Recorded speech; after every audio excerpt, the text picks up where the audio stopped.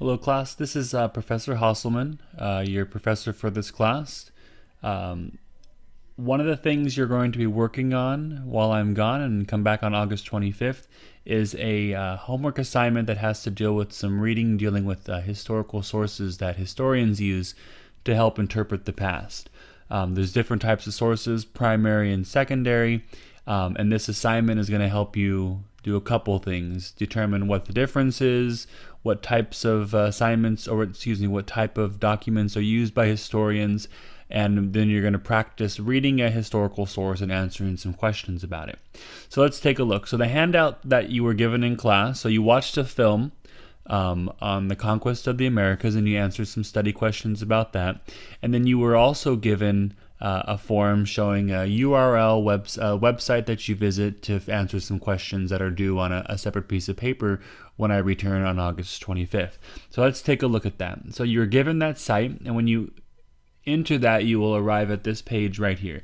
This is my website that I use to communicate with students and to deliver certain announcements and homework assignments, which if I don't give them out in class, they will be given on this website.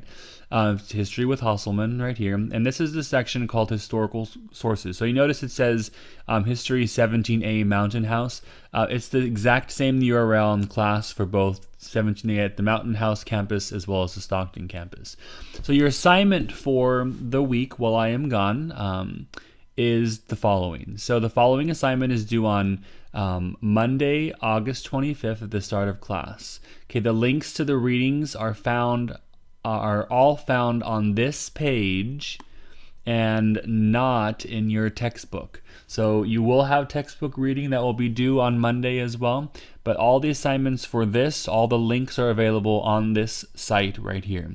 All answers except for the form, which I will point out in a minute here, need to be turned in on a separate piece of paper, typed or handwritten. This assignment is worth 20 points and again is due on Monday, August 25th at the start of class. It's very important, I put it twice, that you remember to turn it in on the 25th of August at the start of class. So here's your directions. First, you need to visit the following link and read the chapter from a book by Jules R. Benjamin called A Study Guide to History. So what you would do is you would arrive to this page and you would click here on Chapter 3, Working with Different Types of Sources. So we click here, and it's going to open up my Google Docs page with all the pages here that you have to read. So you have a couple options. You can print this, you can download it to your computer. It doesn't really matter if you want to make it a little larger so it's easier to see.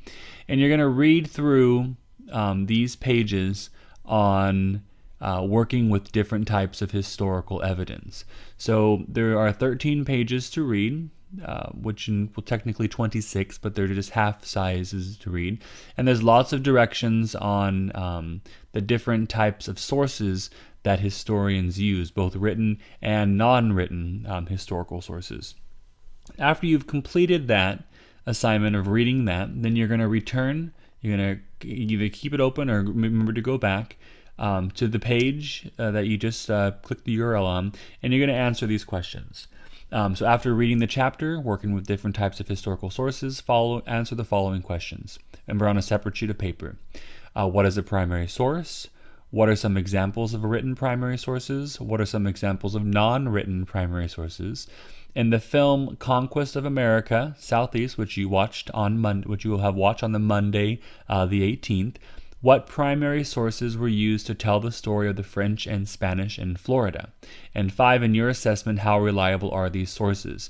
In other words, can we always trust the written word? And explain. After you answer those questions, then you're going to answer these questions on secondary sources. What is a secondary source? What are some examples of secondary sources? And when does a secondary source become a primary source?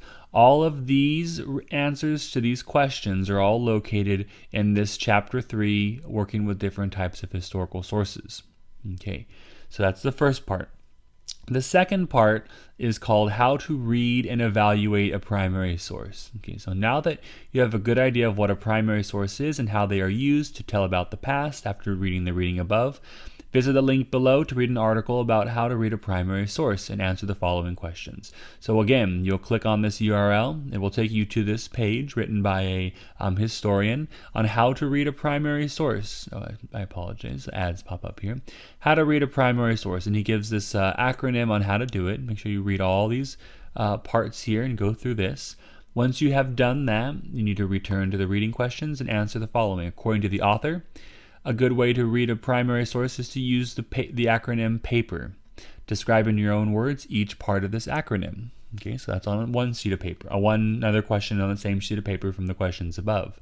Second, you're going to visit another link, and I give lots of links to visit. I like to use the web to its full potential. So reading this section right here, you're going to click on Voyage to North America, and you're going to click on this, and you're going to read John Cabot's Voyage Journal to North America. And this is located at the Fordham University's primary source website information there. So you're going to click on that, and you're going to read through all of this information here. Once you've completed that, I know there's lots of steps to this. Once you finish reading his journal entry, you're going to visit another link and complete the form with your responses. So you must answer all parts of the form. So you're going to click on this primary source analysis form link, and we'll take you to a Google form. In this Google form, you need to put your name, your last name, the section that you are in, so either the South Mountain House section or the Stockton section, and then you're going to answer these questions based on that document that you read. So what is the purpose, the argument, the presuppositions, the epistemology, and relate. Maybe some other sources you've read, or even the documents that were from the film would be a good answer here. Once you've completed, you need to hit submit. Notice that there are stars for each section, which means you cannot submit the form until all pieces are filled in. I'm not looking for novels here. I'm looking for just quick answers that you understood the reading and you understand how to read a primary source.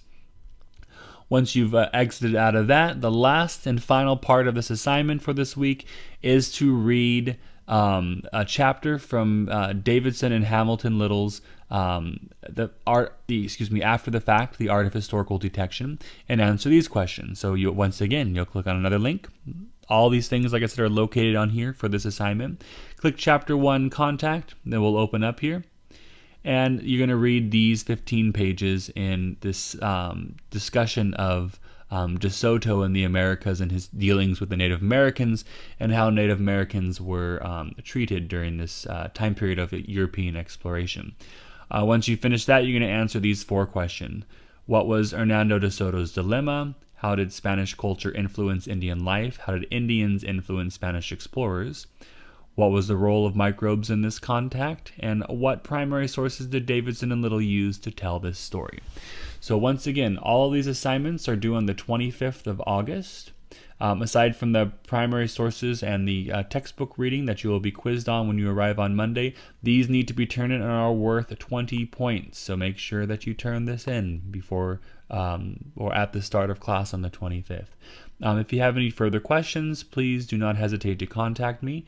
My email address will be given on the syllabus or on a separate form at the beginning of class. So make sure you take advantage of that. And I really look forward to meeting you guys on the 25th of August.